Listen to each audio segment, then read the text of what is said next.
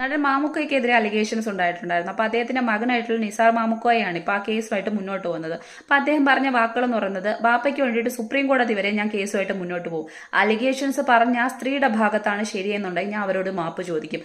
അതല്ല അവർ തെറ്റുകാരിയാണെന്നുണ്ടെങ്കിൽ വലിയൊരു നഷ്ടപരിഹാരം അവർ തരേണ്ടി വരും. അവർക്ക് പിന്നാലെ തന്നെ ഞാൻ ഉണ്ടാവും. ഒരു ബാപ്പയ്ക്ക് വേണ്ടി മകന് സംസാരിക്കാൻ പറ്റുന്ന അല്ലെങ്കിൽ പറയാൻ പറ്റുന്ന ഏറ്റവും വലിയ വാക്കുകൾ തന്നെയാണ് ഇതെന്ന് പറയുന്നത്. കാരണം ഇപ്പം ജീവിച്ചിരിക്കുന്നവർക്കും കുടുംബമില്ലേന്ന് ചോദിക്കാൻ പറ്റും. പക്ഷെ ആ പ്രത്യേകത എന്താണെന്ന് ചോദിച്ചു കഴിഞ്ഞാൽ അവർക്ക് അവരുടെ ശരി തെറ്റുകളെ വ്യാഖ്യാനിക്കാനും പറയാനുമുള്ള ഒരു സാഹചര്യമുണ്ട്. അല്ലെന്നുണ്ടെങ്കിൽ കുറ്റം തെളിയിക്കാനുള്ള ഒരു സാഹചര്യമുണ്ട്.